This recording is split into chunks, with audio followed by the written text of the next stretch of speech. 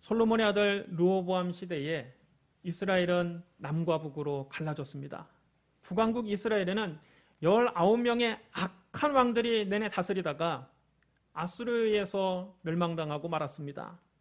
남왕국 유다는 20명의 왕들이 다스렸는데 그중 히스기야와 요시아와 같은 선한 왕도 몇 명은 있었습니다. 그러나 유다의 대부분의 왕들도 하나님 보시기에 악을 행했습니다.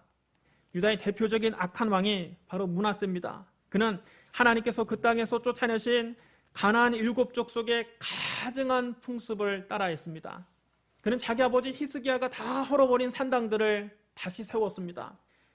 북왕국의 대표적인 악한 왕이라 할 수 있는 아합의 행위를 따라서 바알 위에서 제단을 쌓고 아세라 목상을 만들고 하늘의 해와 달과 별들을 숭배했습니다. 그는 하나님의 성전 안에 이방신을 섬기는 제단을 만들었습니다. 하나님의 성전 안과 밖 두 뜰에 하늘의 해와 달과 별들을 섬기는 제단을 세웠습니다. 또 자기 아들을 산초로 불에 태워서 이방신에게 제물로 바치고 점쟁이를 불러다가 점을 치고 마술사를 시켜서 마법을 부리게 하고 신접한자와 박수무당을 찾아다니며 미래를 물어보기도 했습니다.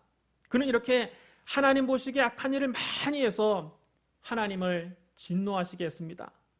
그는 자신이 손수 만든 아세라 목상을 하나님의 성전 안에 버젓이 세워두었습니다. 그 성전이 여러분 어떤 곳입니까? 일찍이 하나님은 다윗과 그의 아들 솔로몬에게 말씀하셨습니다.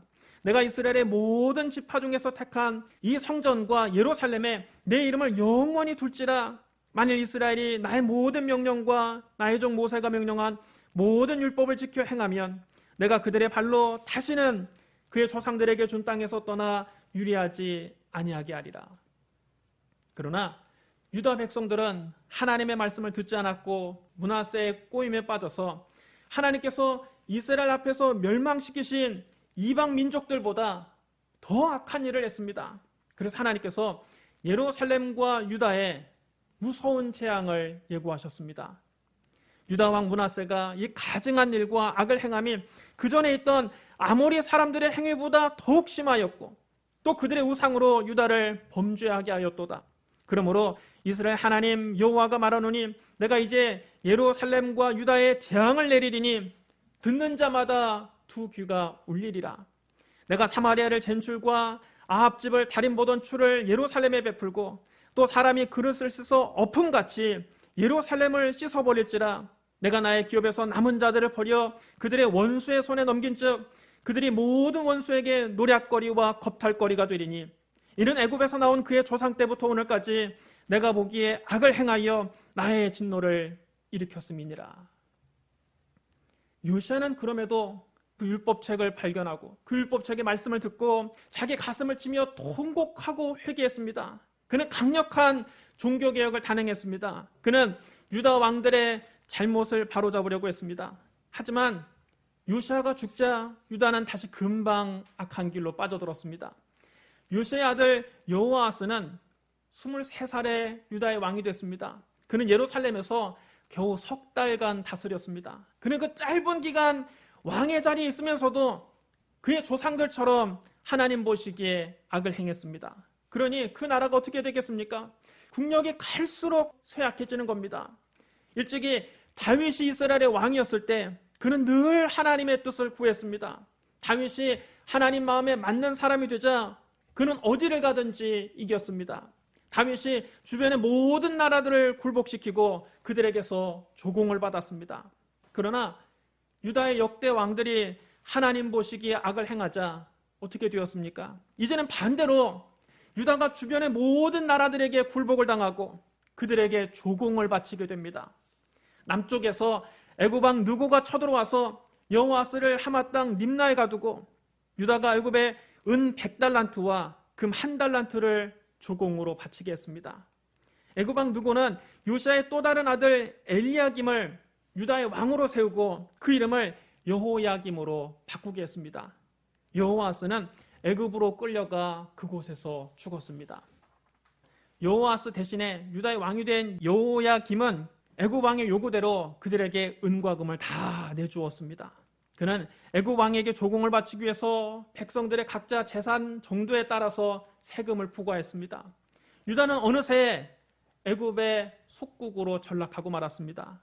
여호야김도 유다의 역대 왕들처럼 하나님 보시기에 악을 행했습니다. 그러자 이번에는 북쪽에 있는 바벨론의 느부갓네살이 쳐들어왔습니다.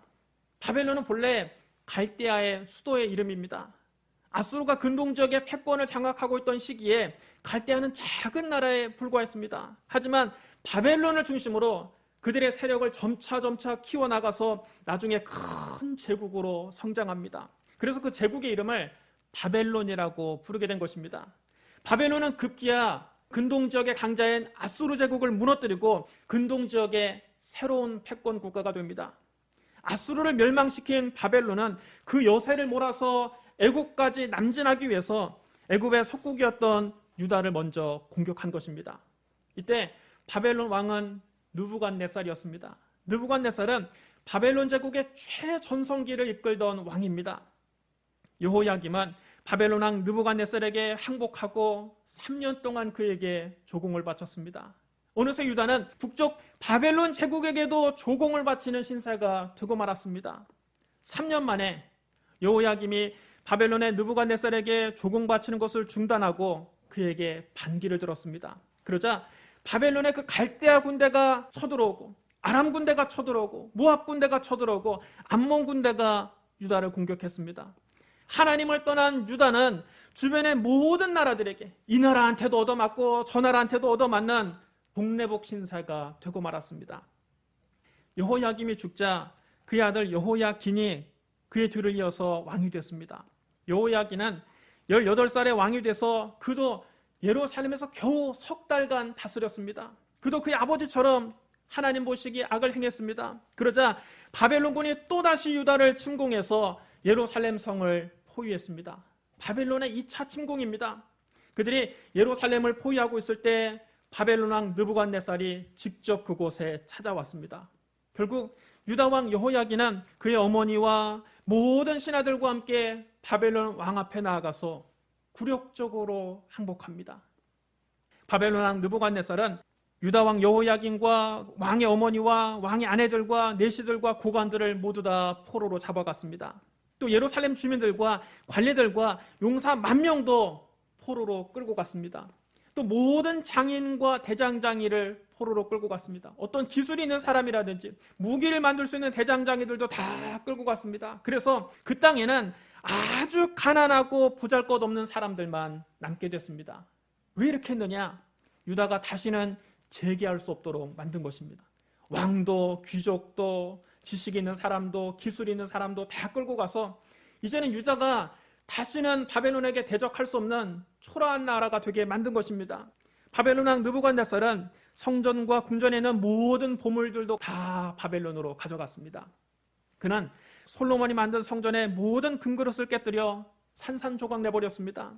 바벨론 왕 느부갓네살은 유다 왕 여호야긴을 포로로 잡아가면서 그 대신에 그의 삼촌 마따니아를 왕으로 세우고 그의 이름을 시드기야로 고치게 했습니다.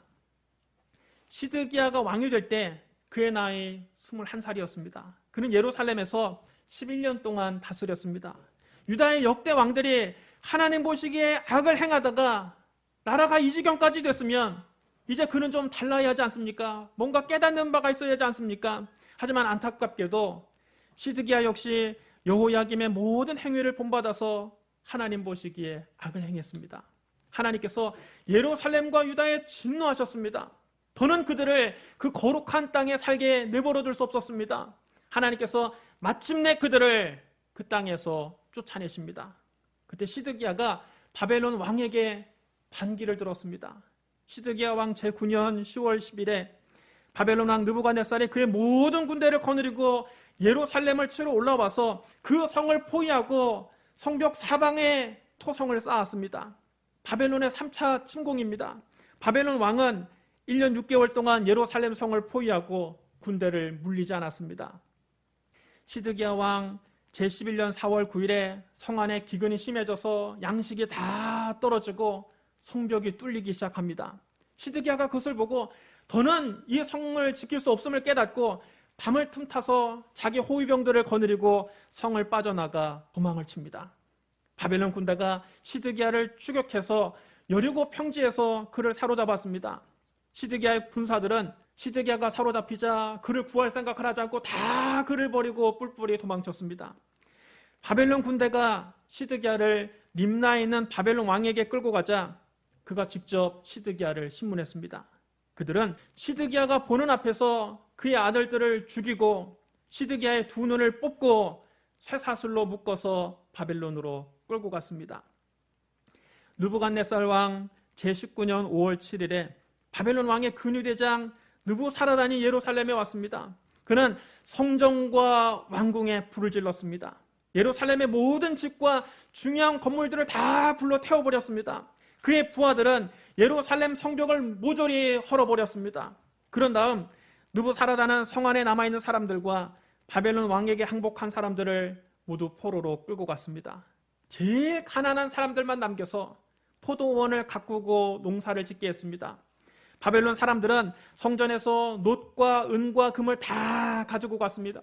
성전의 두 기둥과 놋받침들과 놋바다는 너무 커서 그들이 들고 갈 수 없자 그것들을 다 산산이 깨뜨려 그 놋을 바벨론으로 가져갔습니다. 또 가마들과 부삽들과 부집개들과 숟가락들과 하나님께 제사 드릴 때 쓰는 놋 그릇까지 싹 다 가져갔습니다. 그들이 가져간 놋이 너무 많아서 그 무게를 측량할 수 없을 정도였습니다. 근위대장은 또 불을 옮기는 그릇들과 주발들까지 가져갔습니다. 금으로 만든 것은 금이라고 해서 가져가고 은으로 만든 것은 은이라고 해서 가져갔습니다. 근위대장은 대제사장 스라야와 부제사장 스바냐와 성전 문지기 3사람을 체포했습니다. 또 군대를 통솔하는 네시안 사람과 왕의 시종 5사람과 백성을 징집하는 서기관과 성 안에 남아있던 사람 60명을 체포해서 림나에 있는 바벨론 왕에게 끌고 갔습니다. 바벨론 왕은 하마 땅 림나에서 그들을 다 쳐 죽입니다. 이렇게 유다 백성들은 포로가 되어서 그 땅에서 쫓겨났습니다. 여러분, 우리 하나님은 공의의 하나님이십니다. 하나님은 공평하시고 정의로우십니다.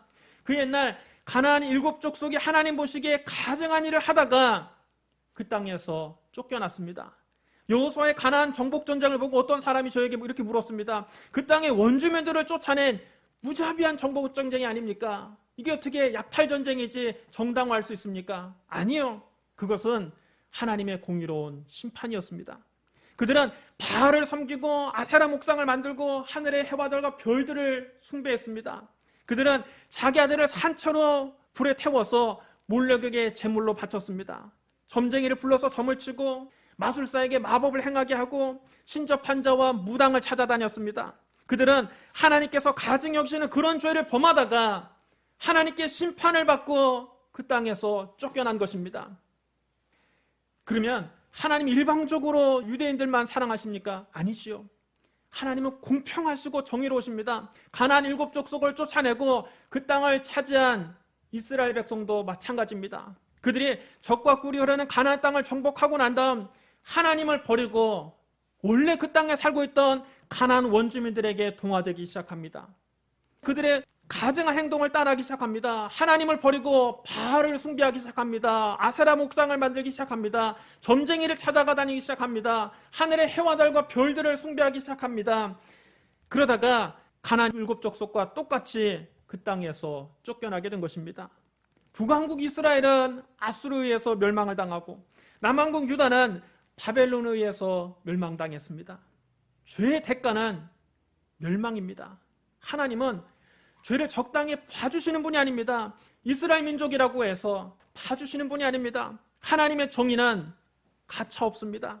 하나님이 택하신 성전과 예루살렘이라 할지라도 솔로몬이 금으로 다 만들어 놓은 그 아름다운 성전이라 할지라도 죄로 더러워진 곳은 모조리 불에 타는 무시무시한 심판을 받았습니다. 여러분, 오늘날 우리도 마찬가지입니다. 죄를 지은 사람은 그 누구도 예외 없이 하나님의 심판을 받고 멸망을 당하게 됩니다. 영원히 꺼지지 않는 불못에 던져지게 됩니다. 그런데 문제는 우리 중 어느 누구도 하나님 앞에서 죄가 없는 사람이 없다는 점입니다. 성경은 인간의 실존에 대해서 단호하게 말씀하고 있습니다.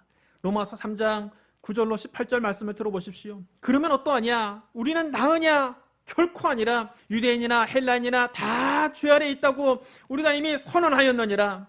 기록된 바 의인은 없나니 하나도 없으며 깨닫는 자도 없고 하나님을 찾는 자도 없고 다 치우쳐 함께 무익하게 되고 선을 행하는 자는 없나니 하나도 없도다. 그들의 목구멍은 열린 무덤이요 그 혀로는 속임을 일삼으며 그 입술에는 독사의 독이 있고 그 입에는 저주와 악독이 가득하고 그 발은 피 흘리는 데 빠른지라. 파멸과 고생이 그 길에 있어 평강의 길을 알지 못하였고 그들의 눈앞에 하나님을 두려워함이 없느니라 함과 같으니라. 여러분, 이것이 인간의 실존입니다. 이게 여러분 우리의 모습 아닙니까? 하나님 앞에서 죄가 없는 의인은 단 한 사람도 없습니다. 성경은 죄를 지은 인간의 결말에 대해서도 분명하게 기록해 놓았습니다. 요한계시록 20장 11절로 15절입니다. 또 내가 크고 흰 보좌와 그 위에 앉으신 이를 보니 땅과 하늘이 그 앞에 피하여 간데없더라. 또 내가 보니 죽은 자들이 큰 자나 작은 자나 그 보좌 앞에 서 있는데 책들이 펴있고 또 다른 책이 펴졌으니 곧 생명책이라. 죽은 자들이 자기 행위를 따라 책들에 기록된 대로 심판을 받으니 바다가 그 가운데서 죽은 자들을 내주고 또 사망과 음부도 그 가운데서 죽은 자들을 내주매 각 사람이 자기 행한 대로 심판을 받고 사망과 음부도 불못에 던져지니 이것은 둘째 사망 곧 불못이라. 누구든지 생명책에 기록되지 못한 자는 불못에 던져지더라. 우리는 장차 한 사람도 예외 없이 다 하나님의 심판대 앞에 서야 합니다. 그때 우리의 더러운 죄가 낱낱이 드러나게 됩니다. 사람은 속여도 하나님은 속일 수 없습니다. 우리가 아무도 모르게 감춰놨던 죄도 그날에는 백일하에 드러나게 됩니다. 하나님 앞에서, 모든 천사들 앞에서, 또 많은 사람들 앞에서 우리의 죄가 공개적으로 드러납니다. 각 사람이 자기 행위대로 심판을 받고 영원히 꺼지지 않는 불못에 던져지게 됩니다. 이것이 곧 둘째 사망, 곧 멸망입니다. 그렇다면 여러분, 우리 모두 다 절망적인 존재가 아닙니까? 하나님 앞에 죄가 없는 사람은 한 사람도 없고 죄가 있으면 다 이런 비참한 멸망을 당하게 되니 얼마나 우리의 신세가 가련합니까? 그런데 우리에게 복된 소식이 있습니다. 우리가 이렇게 죄를 지었음에도 불구하고, 이렇게 못났음에도 불구하고, 멸망을 받아 마땅함에도 불구하고 하나님이 우리를 사랑하신다는 사실입니다. 우리 하나님은 사랑의 하나님이십니다. 사랑의 하나님은 죄 많은 우리를 구원하기를 원하셨습니다. 그래서 그 아들 예수 그리스도를 우리에게 보내주신 겁니다. 하나님이 세상을 이처럼 사랑하사 독생자를 주셨으니 이는 그를 믿는 자마다 멸망하지 않고 영생을 얻게 하려 하심이라. 여러분, 이것이 복음입니다. 아무 흠도 없는 하나님의 아들이 이 세상에 오셔서 우리의 모든 죄를 대신 짊어지셨습니다. 예수님께서 우리의 모든 죄를 대신 짊어지시자 하나님의 무시무시한 심판이 예수님에게 가차없이 내려졌습니다. 로마 군인들은 예수님을 총독 관제 뜰로 끌고 가서 예수님의 옷을 벗기고 두 손을 기둥에 묶어놓은 채 채찍으로 사정없이 때렸습니다. 당시 로마 군인들이 사용하던 채찍에는 쇠조각이 달려 있습니다. 로마 군인들이 그 무시무시한 채찍으로 휙휙 예수님을 내려칠 때마다 예수님의 살점이 뚝뚝 떨어져 나갔습니다. 얼마 있지 않아서 예수님의 온몸은 피로 범벅이 되었습니다. 살점이 뜯겨져서 흰뼈가 그대로 드러난 곳도 있었습니다. 머리에서부터 발끝까지 상한 곳이 한 곳도 없었습니다. 온몸에 갈기갈기 다 찢겨져서 너덜너덜해지셨습니다. 온몸에서 피가 줄줄 흘러내려 예수님이 채찍에 마셨던 그 자리는 붉은 피가 흥건해졌습니다. 로마 군인들은 채찍에 맞아서 기진맥진하고 있는 예수님을 질질 끌고 가서 그의 옷을 벗기고 자색 옷을 입혔습니다. 그리고 가시관을 엮어서 예수님 머리 위에 쿡 찔러 씌웠습니다. 가시에 찔린 예수님의 머리에서도 피가 주르륵 흘러내렸습니다. 그들은 예수님 오른손에 지팡이를 쥐어주었습니다. 그리고 예수님 앞에 무릎을 꿇고 예수님을 조롱합니다. 유대인의 왕이여, 평안할지어다. 그들은 예수님 얼굴에 침을 뱉고 지팡이를 빼앗아 예수님의 머리를 사정없이 때렸습니다. 그들은 예수님을 실컷 조롱한 후에 자색 옷을 벗기고 원래 옷으로 다시 갈아입혔습니다. 로마 군인들은 거대한 나무로 만든 십자가를 예수님에게 짊어지게 하고 사형전까지 가게 했습니다. 하지만 채찍에 맞을 때 너무 피를 많이 흘리신 예수님은 십자가를 지고 갈 힘이 없으셨습니다. 예수님께서 그 무거운 십자가를 짊어지고 한 발자국, 두 발자국 비틀거리시다가 십자가와 함께 쓰러지셨습니다. 그러자 로마 군인들은 예수님을 일어나라고 다시 호통을 치면서 채찍으로 때렸습니다. 가까스로 일어나신 예수님이 다시 몇 걸음을 걸으시다가 스스로를 가누지 못하고 그 무거운 십자가에 눌려서 그대로 쓰러지셨습니다. 예수님의 얼굴이 땅바닥에 내동댕이 쳐졌습니다. 예수님은 그 무거운 십자가를 눌려 일어나지 못하셨습니다. 로마 군인들이 보기에도 도저히 안 되겠던지 옆에서 구경하던 구레네 사람 시몬을 붙잡아서 억지로 예수님의 십자가를 지고 따라가게 했습니다. 많은 사람이 그때 예수님을 따라갔습니다. 그 중에는 가슴을 치며 슬피 우는 여인들이 많았습니다. 로마 군인들은 예수님을 예루살렘 성문 밖에 있는 헤골이라고 하는 곳까지 끌고 갔습니다. 헤골이라는 뜻의 아람어는 굴굴탑니다. 이 말에 헬라어 음역이 골고다이고 영어식 표현은 갈보리입니다. 골고다와 갈보리는 모두 다 헤골이라는 이름의 언덕을 가리킵니다. 예수님은 도살장으로 끌려가는 어린 양같이 묵묵히 예루살렘 성문 밖으로 나가셨습니다. 골고다에서 예수님은 두 행악자와 함께 십자가에 못 박히셨습니다. 하나님 예수님 우편에, 하나님 예수님 좌편에 있었습니다. 아무 죄가 없는 예수님이 흉악범 취급을 받으며 두 행악자와 함께 십자가에 달리게 되신 겁니다. 로마 군인들이 그 거대한 십자가 위에 예수님을 눕히더니 손과 발을 잡아 끌어서 밧줄로 꽁꽁 묶었습니다. 그런 다음 예수님 손 위에 대못을 얹어놓고 망치로 사정없이 내려 때렸습니다. 그들이 망치질을 할 때마다 예수님 뼈가 우즈끔 부서지며 붉은 피가 뿜어져 나왔습니다. 예수님은 괴로워서 몸부림을 치십니다. 골고다까지 따라온 여인들은 그 끔찍한 광경을 참아볼 수가 없어서 어떤 이는 자기 눈을 가리고 어떤 이는 자기 입을 막고 통곡합니다. 마침내 골고다 언덕에 십자가가 높이 세워졌습니다. 예수님 그 십자가에 매달려 축 늘어져 계십니다. 십자가에 달려 축 늘어져 계신 그 예수님을 보면 죄에 대한 하나님의 심판이 얼마나 준엄하고 무서운지 몸서리치게 느낄 수 있습니다. 예수님도 그 무시무시한 하나님의 심판을 견딜 수 없어서 십자가에서 절규하셨습니다. 엘리 엘리 라마 사박다니, 나의 하나님 어찌하여 나를 버리셨나이까. 그러나 예수님의 피 맺힌 절규에도 하나님께서 예수님을 철저하게 버리셨습니다. 우리의 죄를 다 짊어지신 예수님을 그 순간 하나님이 외면하셨습니다. 여러분, 우리의 죄가 이렇게 무서운 겁니다. 우리 하나님은 공의의 하나님이십니다. 하나님은 죄를 적당히 봐주시는 분이 아닙니다. 예수님께서 우리의 죄를 짊어지시자 하나님의 심판이 예수님에게 인정사정 없이 내려졌습니다. 저와 여러분이 받아야 될 심판을 예수님이 대신 다 받으신 겁니다. 저와 여러분이 매달려 죽어야 될 십자가에 예수님이 대신 달리신 겁니다. 동시에 우리 하나님은 사랑의 하나님이십니다. 십자가에 달려 쭉 늘어져 계신 예수님을 보면 우리를 향한 하나님의 사랑이 얼마나 높고 얼마나 넓고 얼마나 깊은지 깨달을 수 있습니다. 요한일서 4장 9절에 이렇게 기록되어 있습니다. 하나님의 사랑이 우리에게 이렇게 나타난 바 되었으니 하나님이 자기의 독생자를 세상에 보내심은 그로 말미암아 우리를 살리려 하심이라. 하나님은 당신의 외아들을 십자가에 못 박는 엄청난 대가를 지불하고 우리의 죄를 용서해 주신 겁니다. 그 아들을 아끼지 아니하시고 십자가에 내어주신 하나님의 사랑은 우리가 감히 측량할 수 없습니다. 도대체 하나님이 나를 얼마나 사랑하시기에 내가 뭐라고 나 같은 죄인을 위해서 그 아들을 참혹한 십자가에서 몸을 찢고 피를 쏟게 하면서 나를 살리셨는가. 그 크신 하나님의 사랑은 하늘을 두루마리 삼고 바다를 먹물 삼아도 다 기록할 수가 없습니다. 사랑하는 성도 여러분, 유다의 왕들과 백성들은 하나님을 거역하다 바벨론에 의해 멸망당했습니다. 예루살렘에 있던 성전과 왕궁은 불에 타고 성벽은 다 무너지고 시드기야 왕은 두 눈이 뽑히고 백성들은 포로로 끌려갔습니다.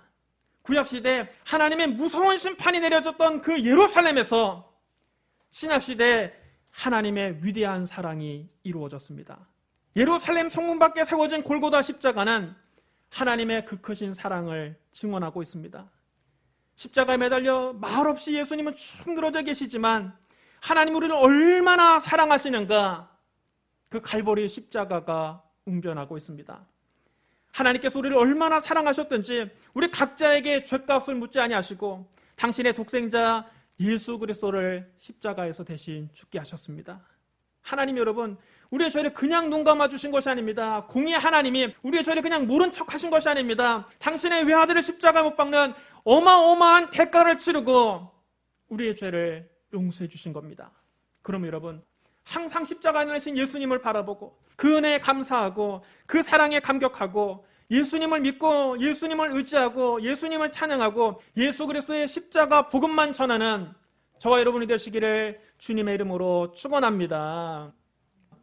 우리 기도하겠습니다. 사랑과 은혜가 풍성하신 하나님 아버지, 죄로 말미암아 멸망받아 마땅한 우리를 구원하기 위해서 하나님의 아들을 보내주시니 감사합니다.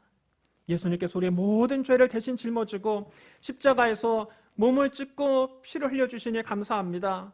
우리가 받아야 될 심판을 예수님이 다 대신 받아주시니 감사합니다. 우리가 예수 그리스도를 믿고 멸망하지 않고 영생을 얻게 해주시니 감사합니다. 그 은혜 감사의 절에 나왔습니다. 그 사랑에 감격하여 이 절에 나왔습니다. 주여 우리를 받아주시옵소서. 성령 우리를 날마다 그리스도의 십자가 앞으로 인도하여 주시옵소서. 예수님의 십자가 밑에서 신앙생활하게 하여 주시옵소서. 예수님 이름으로 감사하며 기도드리옵나이다. 아멘.